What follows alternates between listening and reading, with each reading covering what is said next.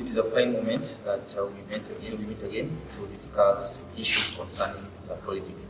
As you know, these are young political delights where we discuss, we analyze matters concerning the politics. And today we have our guests, and I'm going to give them time to introduce themselves. Then we proceed.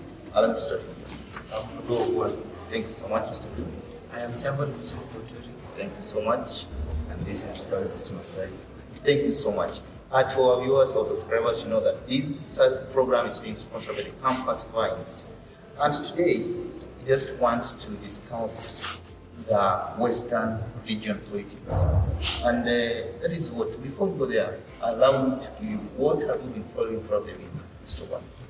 Thank you. It has been interesting. First of all, the Deputy President has started off his UK and US tour. And what has raised eyebrows is what Material Member of Parliament, Honorable Rigathi Gachagua, told off his ANC counterparts that concerning the running mate position.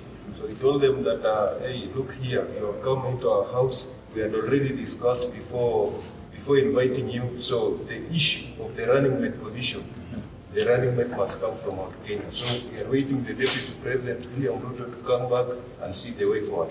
Thank you so much, Mr. Wan. Yes, Master. Okay, I want to say that the week has been so busy on the matters of politics. Actually, we have been following, me personally, I've been following the issue of the DP, its politics, the rallies. But now we know very well that he went outside the country, he's in UP and US, as everybody has said. And more particularly on the issue of Rigathi Gachagua, because we know very well that the DP was vying to nominate his running mate from the central Kenya. But again now we saw Rigathi Gachagua raising some sort of contentment in whatever the DP and the NC position are doing. So these are some of the things which are raised an alarm as far as national politics is concerned. Thank you so much. Then allow me to further as you do. And indeed, I have observed that politics in Kenya today, they have reached a boiling point. And the issue of running mates, as my colleagues have mentioned, is an issue of concern. But we can only wait to see how the drums of politics will beat and the tune that people will dance to. And thank you so much. Now, this is our discussion today. You know, the Mulembe Nation, the party leader, ANC, and Moses Wetangula, the party leader of Fort Kenya. Now they march together and form alliance with Deputy Dr. William Ruto to form Kenya Kwanza. We also have the EAPK, the DAP party, and they are in Azimio la Umoja. Now, these now take us to a question of the Western region. Now, this Western region, according to your understanding, according to your take, where is Mount Kenya, Western Kenya? Okay, Sunday Mudavadi and Moses Wetangula, they have been the region's kingpin. And for them moving from joining hands with the Deputy President cannot be taken lightly concerning the leaders of the Western region. Again, we also have the former Prime Minister Raila Odinga, who has been enjoying the region's support for so long with this ODM party. When they decided to join the DP, the question now is the DP's influence in Western Kenya rising, or is it deteriorating as per the case here? So we are going to look at how many votes is Musalia Mudavadi and Moses Wetangula. How many votes are they going to put in the Deputy President's basket? Is it going to change the voting pattern? Is Raila's influence in the region deteriorating? Is Ruto joining influence? But personally, I see Raila Odinga's loyalty to the people of Western Kenya, and he's really enjoying the support of the people, bearing in mind that providing the fact that they too have decided to leave and join hands with the Deputy President. But we are seeing parties like Democratic Action Party rebelling, and some of the regional leaders, members of parliament, senators, who have been in the same party with Musalia Mudavadi and Moses Wetangula, they have actually decided to join hands with this Democratic Action Party. And this party is really joining gaining momentum. It is growing very, very Thanks so fast. much, Mr. Wale. So you still believe that kingpin, because I've heard you mention the term kingpin. So the Kenyan politics team will still believe in the kingpin, that notion. Exactly. Thank you so much. I'll come back to you. Yes, Mr. Masai. What's your take according to that, the Western region politics? Okay, one thing we need to agree on, you'll find that Kenyan politics are more based on ethnic groups. And that is something we cannot ignore, we cannot try to say that it is not the case, so which we know very well that is the case we are in right now. So we consider that the Western Kenya is a region, only the second, number 2 of the population nationwide after the Mount Kenya. Yeah.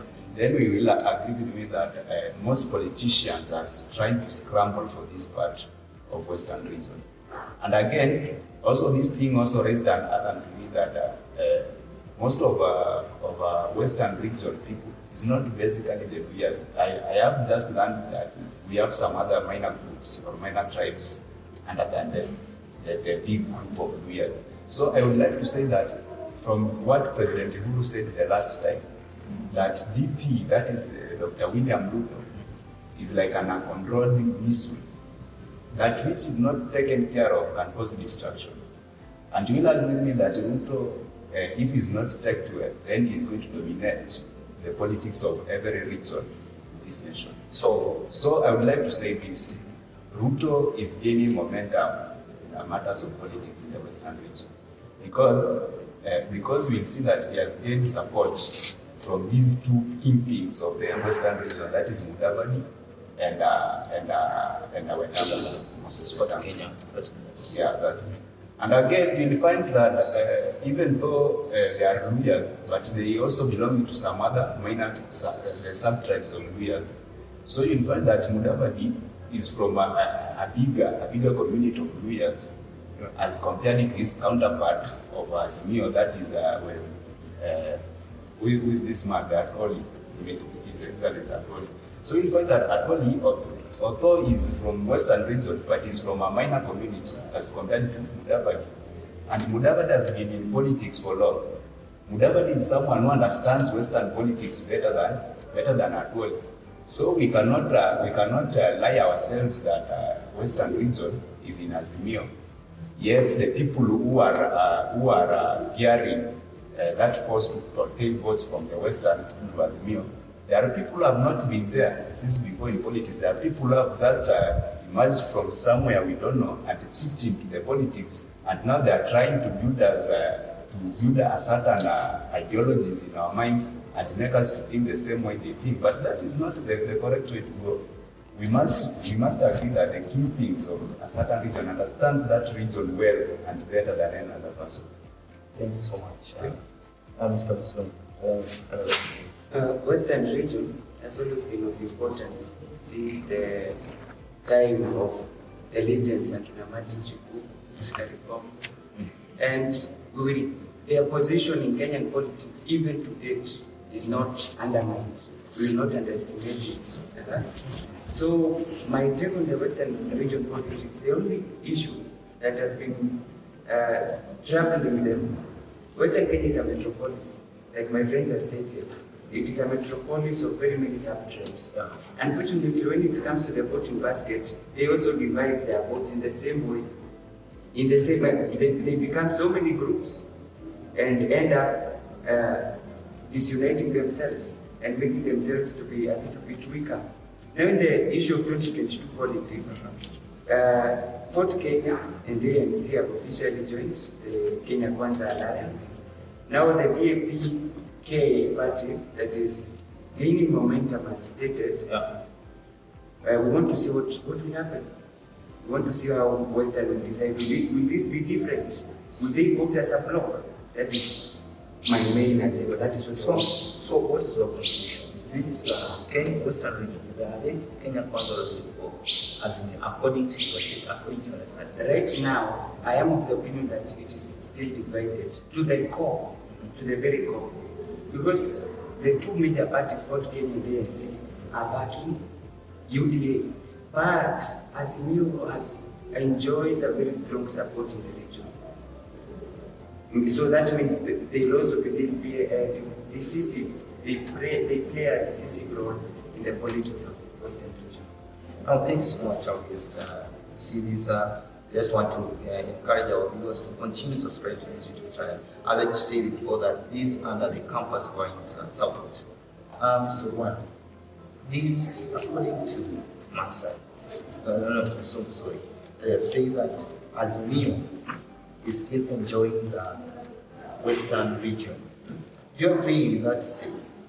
Somehow I may agree and somehow I may not. Why? There are some lawyers who have been saying that if Musalia Mudavadi would have maintained in the Oka team and he goes all the way, he's picked as the flag bearer of Oka, these lawyers say that we would have given him our support and voted him in. But now that Musalia Mudavadi decided to join William Ruto, they say that it's like he betrayed the community. Yeah. So for me, a very high percentage are still in the Raila Odinga camp. Again, if you ask me, the voting, how will the voting be done in Western Kenya? You know, Western has always been divided. You know, the larger subtrade like the Mkusu, where Moses Wetangula is from, they occupy Trans Nzoia County and Bungoma County. And for them, I know they are going to vote for William Ruto, the deputy president. Unlike Busia, Kakamega, and Vihiga, where they are going to likely vote for Raila Odinga. And also, we cannot put off the prophecy of the late Wa Nameme from Bungoma County, whereby he said that the Luya presidency must come through the lake.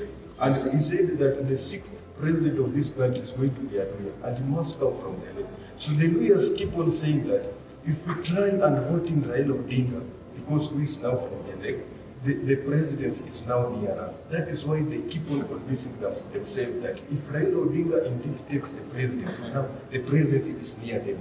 Now the prophecy of the letter Wa Nameme comes. So, Masai, are you agreeing with the prophecy? I'm in a contradiction with these sentiments because, again, prophecy sometimes may not work, even though it may work to some circumstances, but based on the current century we are in, then it's somehow weird to believe on some prophecies that was prophesied some years back.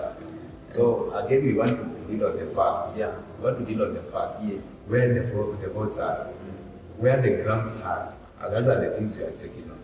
But again, Mr. Bwana taking us back to prophecy. Again, I disagree. I'm really disagree. Thank you so much. You have something to say about the prophecy? I'm very happy because this is the first time I've heard it mentioned.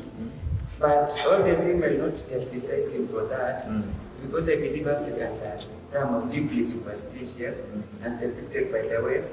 But all the same, there might be some bridge to that prophecy. Let us wait and see. It is only time that will tell.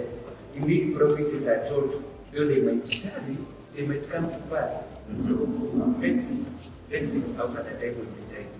Thank you so much. These are the voice of the youth. Well, we talk and we analyze and interpret the matters concerning the politics and also give lights to society. Now, allow me just to introduce a certain statement that the Dr. E.P. William Ruto said when he was in The US. yeah. Allow me to take it. And before I take it, Mr. One, how do you see it? Because you have said that the sixth president, you are now, you already left the fifth, now you are in the sixth. Yeah. So you want to say that a prophecy will come. Yeah, you know, Elijah Nameme was a prophet in the Luya community, and he was also a rainmaker. And people like Raila Odinga respect him a lot. You know, you cannot put off that prophecy because he was a great leader in the society of the Luya, most of the Bukusu. And he had prophesied so many things, and they came to pass in the past. So why should we put this one off? Thank you so much. So I hope that everyone is aware that our deputy president is in Kenya currently, is there outside the other thing, The US. US, sorry. And this is the statement here. The biggest issue that is on the ballot is the democracy of our nation, and whether we have the opportunity to make free choices, avoid the blackmail, threats, and intimidation. Now, this issue of the ballot is creating a lot of awareness, tensions in the country. So, is it that the deputy president is afraid, or is it that we want to make awareness to those people that we should get concerned to the Kenyan election? No, I'm very excited because the deputy president has been working all over the country and saying that, some people meet in hotels to arrange to tell Kenyans and decide for Kenyans who should be their president. And he has been coming out boldly to say that my votes, I am going to watch my votes very carefully. No one is going to steal my votes. So why is he saying this? In a statement, he also said that if Raila Odinga even appoints his brother Mulembe Nation to be the IBC chairman, he's still going to pass. So I'm not seeing any reason as to why the deputy president should start bringing tension in the country. That such a statement should not be taken lightly. I remember the ODM chairman, John Mbadi, has come up to criticize the statement, Gladys Wanga. And so I think he has felt that there is something that needs to be done to ensure that the election should be credible in 2022, that is August. So I think he has felt that he has smelled a rat. Thank you so much. Yeah. Now, so what is your take according to this statement? That of President. Kenya is a bad democracy. We are not yet in the level of the nations that founded democracy, such as the United States of America. Now, I am of the opinion that the deputy president has taken a lot of himself, because it is common knowledge. We've had it before that Kenya's elections are rigged and have been faced with irregularities in the terms of the results. 2017 there was such a case, and even in the previous year, since 2007. Now, to sum that the statement up, along with this, it is only a foolish man who waits for the ripples to grow into big waves without thinking of the shore. So, if the deputy president is already on, Kenya has been facing such irregularities in the past. So we will not wait for that to get into the big waves of August before we can think of decrying that evil. Thank you so much, Mr.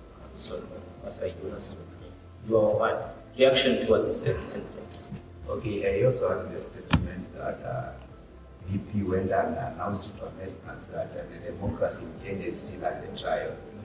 Okay, that is very fact, but again, even though the democracy in Kenya is on trial and cannot compare to the countries that have gone far ahead in matters of democracy like the US and some other countries in the West. But again, I feel deputy president, he also have a certain say in his country. So what is the necessity of him coming out of the Kenya and going and exposing our issues to the US, say that the democracy is still under the trial in the Kenyan country. He's also a deputy president. He should come back and exercise that democracy. And he's the second person. He's the second highest person in the record of leadership in Kenya. So I feel that the deputy actually is doing something, he did something which was not that good. Though it's fact, but again, we should not just take things so simple. Even the issue of saying that there is no one who can steal his votes. So it is like this man has already gone far ahead and seen that these elections will be faced with some of the irregularities. Sometimes we say that a person may speak what he thinks of. So we cannot just take things lightly. I think it's something which requires to be checked into, and much insights should be brought to. Thank you so much, our guests. Due to the time that you cannot proceed because of other activities that run, allow me to proceed because of other activities that run. Allow me to give you a minute, each or 1 minute each, to say the last one to the fellow Kenyans and also the youths, because you are the light of the light of the youth. Mr. Obwana, I'll start with you to give your last one to your fellow Kenyans, so the youths out there. And Before I say that, I saw Wiper Party leader Kalonzo Musyoka giving some statements concerning ultimatum, that is before he joins the Azimio, and he brought in the 2017 NASA issue. Told Raila that according to our agreement, we had agreed that whether you will win the 2017 election, yes, was one time. or lose. Okay. Okay, I'll come to that.